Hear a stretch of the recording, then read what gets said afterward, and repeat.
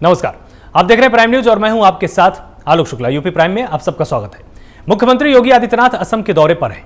इस दौरान जनसभा को संबोधित करते हुए सीएम योगी कांग्रेस पर जमकर बरसे हैं। सीएम योगी ने कहा कि कांग्रेस की तुष्टीकरण के कारण असम में उग्रवाद की कीमत चुकानी पड़ी है।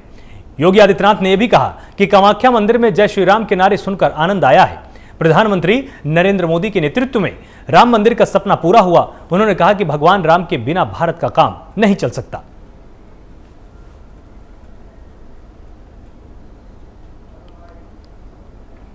भारतीय जनता पार्टी नेतृत्व की सरकार ने प्रधानमंत्री मोदी जी के नेतृत्व में, उनके मार्गदर्शन में असम के अंदर सबका साथ सबके विकास की नीति के अंतर्गत यहां के प्रत्येक तबके के लोगों को सम्मान देना प्रारंभ किया, उनसे संवाद बनाना प्रारंभ किया, विकास की प्रक्रिया को एक एक नागरिक के साथ जोड़ने का कार्य प्रारंभ किया।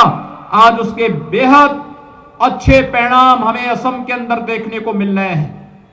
भाइयों बहनों, विगत 5 वर्ष के अंदर सर्बानंद सोनोवाल के नेतृत्व में असम के अंदर हर गरीब को मकान देने का कार्य हुआ, गरीब को बिजली के कनेक्शन देने के कार्य प्रारंभ हुए। असम के अंदर यहां के विकास के बारे में highway, railway, airport, AIIMS, medical colleges की श्रृंखला, कॉलेजेस के निर्माण की प्रक्रिया को तेजी से आगे बढ़ाने, इंफ्रास्ट्रक्चर डेवलपमेंट के लिए जो कार्यक्रम आगे बढ़े हैं, आज उसके परिणाम हम सबके सामने हैं। असम आज अलगाववाद और उग्रवाद से मुक्त होकर के विकास की एक नई प्रक्रिया के साथ जुड़ा है। यह कार्य उसी तर्ज पर जैसे देश के अंदर प्रधानमंत्री मोदी जी के नेतृत्व में आपने देखा होगा, एक नए भारत के रूप में दुनिया भारत की ताकत को महसूस कर रहा है। भारत ने कोरोना महामारी को झेला है, दुनिया के सामने एक मिसाल प्रस्तुत किया है। आज कोरोना के खिलाफ भारत की लड़ाई कोरोना प्रबंधन के क्षेत्र में दुनिया के लिए एक मिसाल बनती जा रही है। हम लोग प्रधानमंत्री मोदी जी का अभिनंदन करते हैं, जिनके यशस्वी नेतृत्व में कोरोना के खिलाफ भारत अपनी लड़ाई को सफलतापूर्वक आगे बढ़ा रहा है। और आज हर नागरिक को वैक्सीन देने के लिए भी भारत ने 2 स्वदेशी वैक्सीन विकसित की है। भाइयों बहनों, ये भारत की वो लड़ाई है जो नए भारत को दुनिया के सामने प्रस्तुत कर रहा है। और आज इसीलिए अमेरिका के राष्ट्रपति बाइडेन भी प्रधानमंत्री मोदी जी का अभिनंदन करते हैं कि कोरोना प्रबंधन के लिए और वैक्सीन को लॉन्च करके प्रधानमंत्री मोदी जी ने भारत की ताकत को वैश्विक पटल पर प्रस्तुत करने का कार्य किया है। प्रधानमंत्री मोदी जी का हृदय से अभिनंदन करते हुए मैं आप सबसे आह्वान करना चाहूंगा कि प्रधानमंत्री मोदी जी के नेतृत्व में जैसे भारत के अंदर समग्र विकास के कार्य आगे बढ़ रहे हैं, तेजी के साथ भारत दुनिया की एक महाताकत बन रहा है। और न केवल गरीबों के कल्याण के लिए, गांवों के विकास के लिए, नौजवानों के उत्थान के लिए, नारी के सम्मान के लिए जब कार्य हो रहे हैं, उसके साथ ही अगर कोई भारत की सभ्यता और संस्कृति को नुकसान पहुंचाने का कार्य करेगा तो उसको किस रूप में मुंह तोड़ जवाब देना है, और भारत की सुरक्षा में भी सेंध लगाने का कार्य करेगा तो उसका जवाब कैसे दिया जाना चाहिए। आपने एयर स्ट्राइक और सर्जिकल स्ट्राइक के माध्यम से पाकिस्तान के अंदर घुस करके जब भारत के बहादुर जवान पाकिस्तान को मुंह तोड़ जवाब देते हैं, भारत के शौर्य और पराक्रम का हुआ लोहा भी आपने देखा होगा कैसे दुनिया ने उसको स्वीकारा है। आज भारत एक नए भारत के रूप में सबके सामने आया है। याद करिए, बंगाल की धरती पर पैदा हुए थे डॉक्टर श्यामा प्रसाद मुखर्जी, भारतीय जनसंघ के प्रथम अध्यक्ष बने। और 1952 में जब देश के संविधान में कांग्रेस ने आतंकवाद की पर्याय धारा 370 को जोड़ करके देश की सुरक्षा के साथ खिलवाड़ करना प्रारंभ किया था, तब देश को चेताने का काम डॉक्टर श्यामा प्रसाद मुखर्जी ने किया था और देश को एक नारा दिया था, एक देश में दो विधान, दो प्रधान और दो निशान नहीं चलेंगे के नारा देकर जो स्लोगन देश को दिया था, उस स्लोगन को साकार करने का कार्य किसी ने किया है, प्रधानमंत्री मोदी जी ने किया है, गृह मंत्री अमित शाह जी ने किया है। मैं इन दोनों महापुरुषों का अभिनंदन करता हूं और आज इन दोनों महापुरुषों के कारण कश्मीर से धारा 370 समाप्त हो गई है। भाइयों बहनों, कश्मीर से धारा 370 का समाप्त होने का मतलब, अगर कलाई गांव के नौजवान भी चाहेंगे तो जम्मू कश्मीर के अंदर जमीन खरीद करके वहां पर रह सकता है। यह अधिकार प्रधानमंत्री मोदी जी ने आपको भी दे दिया है। यह अधिकार प्रधानमंत्री मोदी जी ने भी आपको दे दिया है। आपने देखा होगा 3 तलाक के नाम पर, ट्रिपल तलाक के नाम पर मुस्लिम महिलाओं के साथ अन्याय होता था। 3 तलाक को हमेशा के लिए प्रतिबंधित करने का कार्य भी प्रधानमंत्री मोदी जी ने कर दिया है। और भाइयों बहनों, जब हम लोग चुनाव में आते थे, आज प्रातः काल मुझे मां कामाख्या का दर्शन करने का सौभाग्य प्राप्त हुआ और जब मैं मंदिर परिसर में गया, सैकड़ों की संख्या में श्रद्धालु जन एकत्र थे। बच्चे थे, युवा थे, महिलाएं थी, बुजुर्ग थे, हर तबके के लोग थे और सबके मुंह पर मां कामाख्या का जय जयकार के नारे तो लगी रहे थे, लेकिन वहां एक और नारा लग रहा था और जैसे उन्होंने मुझे देखा, उन्होंने मेरे सामने आह्वान किया, जय श्री राम का। जय श्री राम का नारा लगा रहे थे। राम भारत की सभ्यता और संस्कृति है। राम भारत के श्वास श्वास में, रोम रोम में रमे हैं। राम के बगैर भारत का कोई काम हो नहीं सकता है। इलाहाबाद यूनिवर्सिटी की कुलपति प्रोफेसर संगीता श्रीवास्तव द्वारा लाउड स्पीकर पर अजान से होने वाली परेशानी को डीएम से शिकायत का मामला तूल पकड़ता जा रहा है। एक तरफ जहां अब इस मामले पर सियासत हो रही है, तो वहीं मुस्लिम धर्मगुरुओं ने संगीता श्रीवास्तव पर पलटवार करते हुए कहा कि इस तरह तो सुबह होने वाले कीर्तन भी गलत है। वीसी को अपनी शिकायत वापस लेनी चाहिए। देखिए, 570 सन 2020 डिवीजन बेंच द्वारा निर्णीत एक फैसला है जिसमें अफजाल अंसारी और 2 अन्य व्यक्तियों ने माननीय उच्च न्यायालय के सामने ये रिट याचिका प्रस्तुत की थी कि गाजीपुर, हाथरस और फर्रुखाबाद में अजान पर जो रोक लगा दी गई है, वो अजान पर रोक हटा दी जाए। इसमें माननीय उच्च न्यायालय ने माननीय सर्वोच्च न्यायालय के विभिन्न निर्णयों का हवाला देते हुए और इसके अलावा जो पॉल्यूशन कंट्रोल रूल्स हैं, उनके नियम 4, 4A, 5 और सेक्शन 6, इनका हवाला देते हुए स्पष्ट रूप से ये कहा है कि रात के 10 बजे से सुबह 6 बजे तक किसी भी प्रकार के कोई लाउड स्पीकर या एम्पलीफायर का प्रयोग नहीं किया जा सकता है। माननीय उच्च न्यायालय ने यह भी स्पष्ट किया है कि अगर कोई मौलवी, मुअज्जिन मस्जिद से बिना लाउड स्पीकर के केवल अपनी आवाज में अजान देता है तो उस पर रोक लगाने का कोई औचित्य नहीं है और वो ऐसा करने के लिए स्वतंत्र है। परंतु सुबह 6 बजे से पहले किसी भी प्रकार का कोई लाउड स्पीकर या एम्पलीफायर इस्तेमाल नहीं हो सकता है। इलाहाबाद के वीसी ने जो खत लिख करके आज लाउड स्पीकर पर अजान की पाबंदी की बात कही है, इसकी हम लोग सख्त अल्फाज में मजम्मत करते हैं। उनके इल्म में यह बात होनी चाहिए, अपने मुल्क की तारीख से उनको पूरी वाकफियत होनी चाहिए कि अपना पूरा मुल्क पूरी दुनिया में अपनी गंगा जमनी तहजीब के लिए मशहूर है, जाना जाता है। इस मुल्क में तमाम लोग एक दूसरे के मजहब की पूरी तरीके से एक दूसरे के मजहब का इज्जत और एहतराम करते हैं और यही वजह है कि हमेशा से मस्जिदों से अजाने और मंदिरों से कीर्तन भजन की आवाजें फिजा में गूंजती रहती हैं, कभी किसी के नींद में उससे खलल नहीं आया करता है।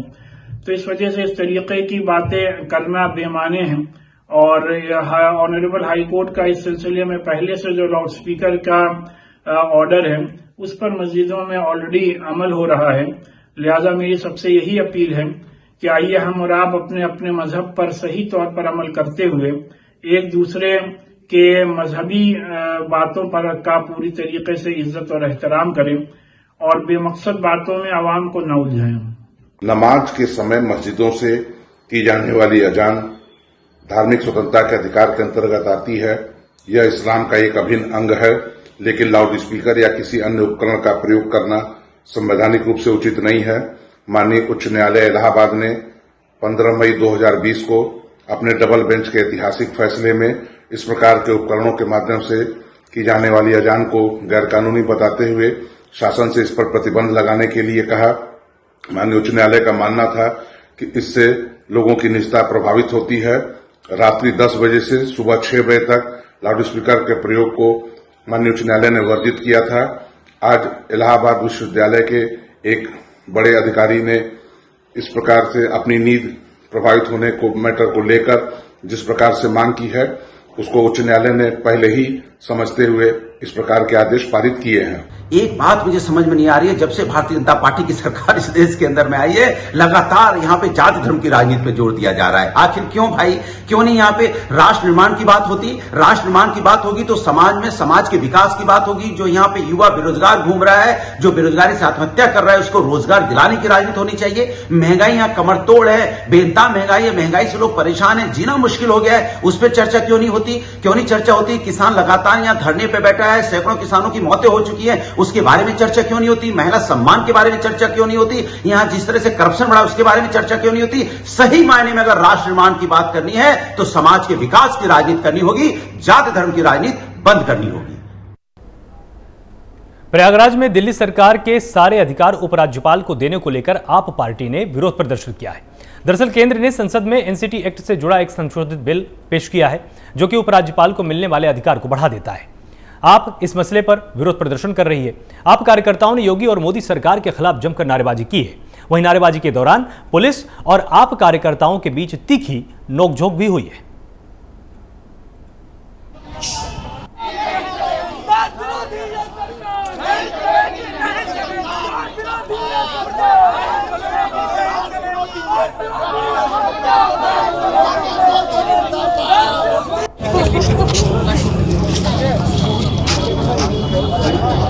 देखिए, अभी मोदी सरकार ने चोर दरवाजे से सदन में एक बिल पास किया है जिसमें वो चाहते हैं कि चुने हुए मुख्यमंत्री की, दिल्ली के चुने हुए मुख्यमंत्री की सारी ताकत एलजी के पास चली जाए और एलजी ही दिल्ली का मालिक बन जाए। हम लोग उसका विरोध कर रहे हैं। आज ये हमारे देश की विडंबना है कि एक समय में तड़ी पार रहे एक आदमी वो आदमी आज हमारे देश का गृह मंत्री बना बैठा हुआ है और वो वही तानाशाही रवैया अपना रहा है जबरदस्ती इस तरह से। और ये जो बिल है ये माननीय सुप्रीम कोर्ट की अवहेलना है, क्योंकि माननीय सुप्रीम कोर्ट ने भी ये माना है कि दिल्ली का चुना हुआ मुख्यमंत्री ही वहां पर सभी फैसले लेने का अधिकार रखता है। इन दिनों बरेली में एक वीडियो सोशल मीडिया पर तेजी से वायरल हो रहा है जिसमें पैसे लेकर लिंग परीक्षण की बात कही जा रही है। वीडियो वायरल से स्वास्थ्य विभाग में हड़कंप मचा हुआ है। दरअसल पूरा मामला थाना फतेहगंज पश्चिमी क्षेत्र का है, जहां ग्रामीण क्षेत्रों में अवैध रूप से लिंग परीक्षण का धंधा चल रहा है। शिकायतकर्ता की तरफ से स्वास्थ्य विभाग में शिकायत करने पर मामले का खुलासा हुआ है। सीएमओ ने वीडियो संज्ञान में आने के बाद जांच के आदेश दिए।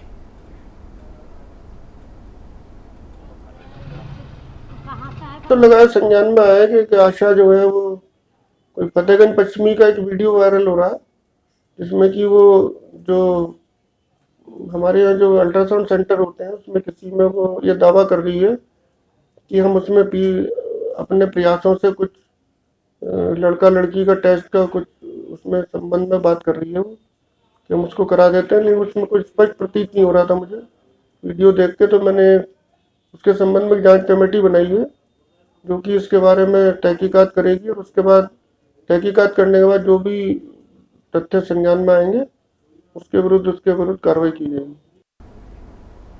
आसमान छूती महंगाई के बाद बढ़ती बेरोजगारी की समस्या ने आम जीवन को अस्त व्यस्त कर दिया है।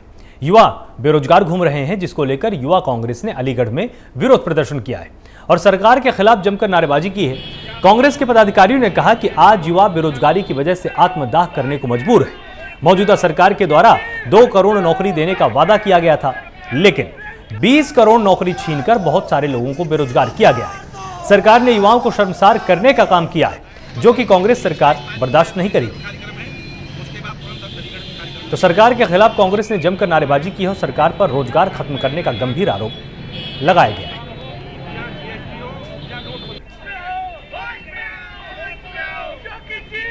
मंत्री माननीय मोदी जी ने जो युवाओं से जो वायदा किया था 2 करोड़ नौकरी देने का, आज तक 2 करोड़ नौकरी दे नहीं सके और कम से कम 20 करोड़ नौकरी छीन चुके हैं। ये क्या हो रहा है हमारे देश में? ये लोकतंत्र की हत्या हो रही है। न किसान को लाभ हो रहा है, न मजदूर को लाभ हो रहा है और न युवाओं को लाभ हो रहा है। आज हम इसी को लेकर धरने पर बैठे हुए हैं। भारतीय जनता पार्टी को समझना होगा युवाओं का जो उत्पीड़न हो रहा है इस सरकार में और किसी सरकार में उत्पीड़न नहीं हुआ। जौनपुर में गोली चलने की सूचना पर हड़कंप मच गया है। घायल युवक ने अज्ञात युवकों द्वारा गोली लगने की सूचना दी है। सूचना पर पहुंची पुलिस घायल युवक को अस्पताल में लेकर पहुंची और उसको इलाज के लिए भर्ती कराया है। मामले की जांच में पुलिस जुटी हुई है और दावा कर रही है कि जल्द ही आरोपियों का हम पता लगा लेंगे।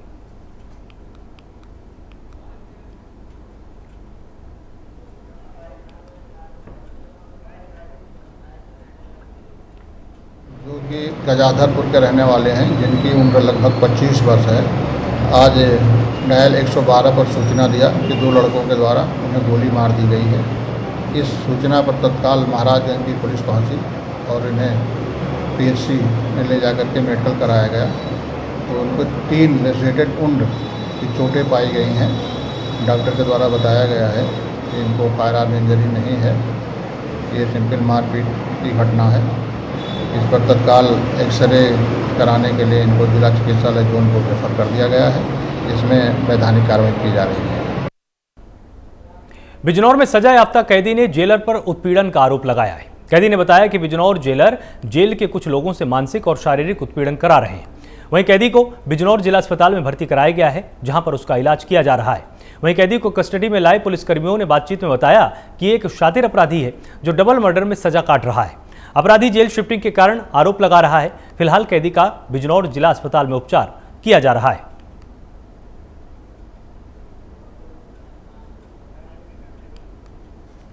तो जिला अस्पताल में कैदी का इलाज किया जा रहा है और बिजनौर में कैदी द्वारा जेलर पर गंभीर आरोप भी लगाए गए हैं। आरोप लगाया गया है कि मानसिक और शारीरिक रूप से मेरा उत्पीड़न होता था और इसके बाद जिला अस्पताल में कैदी का इलाज किया जा रहा है।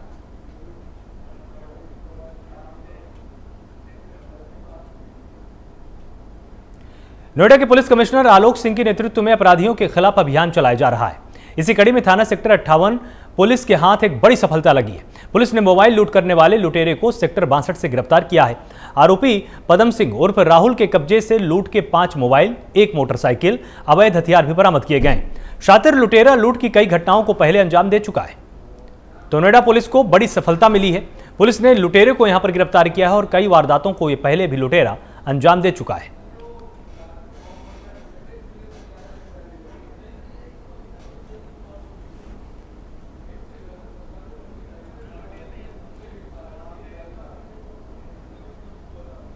कानपुर झांसी रेलवे लाइन के दोहरीकरण का काम पूरा हो चुका है। जल्दी झांसी कानपुर रेलवे लाइन की दोनों लाइनों पर ट्रेनें चलनी शुरू हो जाएंगी। डीआरएम झांसी और कोलकाता की रेलवे टीम ने लाइन का निरीक्षण भी कर लिया है। एट रेलवे स्टेशन से सरसौसी रेलवे स्टेशन तक ये दोहरीकरण का काम अधूरा था, जिसे अब समय पर पूरा कर लिया गया है।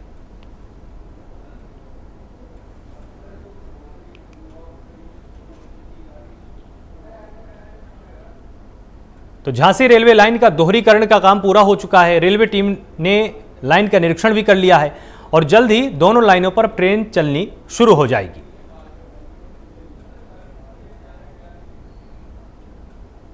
ऐसा है, आज हम लोगों का जो धुआ से लेके है, धुआ उदय और सरसौती सेक्शन का हमारा दोहरीकरण जो हो रहा है उसके तहत सीआरएस इंस्पेक्शन चल रहा है और मुझे उम्मीद है शाम के लगभग 5 बजे तक हमारा ये कार्य कंप्लीट हो जाएगा। 5 बजे जो भी कुछ है उस समय जब काम कंप्लीट हो जाएगा तो सीआरएस साहब का एक सरसौती से लेके पूरा ही धुआ और एड तक करेंगे और वो कंप्लीट होने के बाद हमें सीआरएस साहब से उम्मीद है कि हमें सेंक्शन मिल जाएगी और हम लोग यहाँ से पूरा दोनों लाइनों पे गाड़ियाँ, नई लाइन पे और हमारी पुरानी लाइन, दोनों लाइनों पे गाड़ियाँ चला पाएंगे।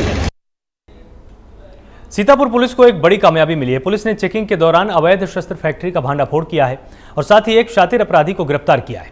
पकड़े गए बदमाश के पास से पुलिस ने 9 अवैध हथियार भी बरामद किए हैं और साथ ही अवैध शस्त्र बनाने के उपकरण भी बरामद किए गए। वहीं सीओ ने बताया कि आगामी पंचायत चुनाव में अवैध शस्त्रों की मांग बढ़ने की उम्मीद के चलते पहले से अवैध शस्त्र निर्माण और बिक्री करने की तैयारियां की जा रही थी। आज दिनांक 17/3/2021 को थाना महोली पुलिस टीम द्वारा अवैध शस्त्र फैक्ट्री का भंडाफोड़ करते हुए अभियुक्तगढ़ कन्ने उर्फ छोटेलाल तथा विष्णुपुत्र मुल्लू लोहार निवासीगढ़ थाना महोली जिला सीतापुर को अवैध शस्त्रों का निर्माण करते हुए गिरफ्तार किया गया है, जिनके कब्जे से मौके से 3 अदद निर्मित अवैध शस्त्र, 6 अदद मरम्मत योग्य अवैध शस्त्र एवं अवैध शस्त्र बनाने के उपकरण बरामद हुए हैं। उक्त के संबंध में थाना महोली पर मुकदमा पंजीकृत कर अभियुक्तगढ़ों का चालान माननीय न्यायालय किया जा रहा है। रायबरेली जिले की नसीराबाद थाना पुलिस के पंचायत चुनाव से पहले एक बड़ी सफलता हाथ लगी है। पुलिस ने एक अवैध असलाह फैक्ट्री का भांडाफोड़ करते हुए भारी मात्रा में निर्मित अवैध असलहे और उनके बनाने के उपकरण भी बरामद किए। पुलिस ने फैक्ट्री संचालक को मौके से हिरासत में लेकर सलाखों के पीछे भी भेज दिया है।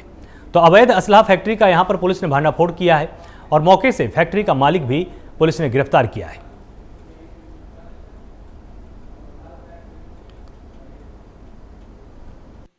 थाना नसीराबाद पुलिस ने पिछले कई दिनों से उनको इस बात की सूचना मिल रही थी कि उनके क्षेत्र में कोई व्यक्ति अवैध असलाह की फैक्ट्री का संचालन कर रहा है। इसमें वो कई दिनों से लगे थे और उनके एसओ नसीराबाद द्वारा काफ़ी खुफिया जानकारी एकत्रित करने के बाद उन्होंने हसन नाम के एक व्यक्ति को उसके घर से जब पकड़ा तो उसके घर में ही जो है अवैध शस्त्र फैक्ट्री भी बरामद हुई, जिसमें उनके पास से कई अलग अलग बोर के 7 तमंचे और एक पिस्टल बरामद हुआ है और 7 कारतूस बरामद हुए हैं। कुछ अर्धनिर्मित तमंचे बरामद हुए हैं और तमंचे की फैक्ट्री के बनाने के लिए जो भी आरी, कटर, ग्लास और गैस सिलेंडर, चूल्हे, जितना भी सामान होता है वो सब बरामद हुआ है।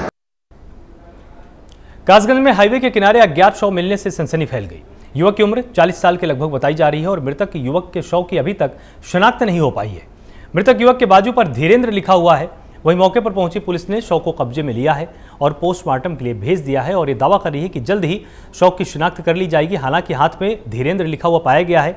आसपास के थानों में भी फोटो भेजी जाएगी ताकि अगर परिजन युवक की तलाश कर रहे हैं तो जल्द ही शव को उनके परिजनों को सौंपा जा सके। अभी यहाँ महेंद्र सिंह जो है हमारे गांव पे जी, वो पानी लगाने आते थे। बड़ा निकालने के लिए उन्होंने रास्ता बनाया, पूरे हटाए। पूरे में जो है एक डेड बॉडी थी सड़क किनारे, जो हाईवे है उसके किनारे। क्या नाम है इसका और जानते हैं आप मृतक को? इसकी मेरी कोई जानकारी नहीं है। लखनऊ में अवैध निर्माण के खिलाफ एलडीए ने बड़ी कार्रवाई करते हुए वजीरगंज में एक अवैध निर्माण को तोड़ दिया है। एलडीए उपाध्यक्ष अभिषेक प्रकाश के निर्देश के बाद एलडीए ने यह कार्रवाई की है और इस मौके पर भारी संख्या में पुलिस बल और पीएससी के जवान मौजूद रहे। तो अवैध निर्माण के खिलाफ एलडीए ने एक बार फिर से बड़ी कार्रवाई को अंजाम दिया है। वजीरगंज में अवैध निर्माण को तोड़ा गया है और पुलिस बल भारी संख्या में इस समय मौजूद रहा। तो पुलिस बल इस पूरे मौके पर मौजूद रहा और एलडीए के उपाध्यक्ष अभिषेक प्रकाश ने लगातार ये निर्देश जारी कर रखे हैं कि किसी भी तरह का अवैध निर्माण हो उसको तुरंत नोटिस किया जाए और उसके ध्वस्तीकरण की कार्रवाई को पूरा किया जाए।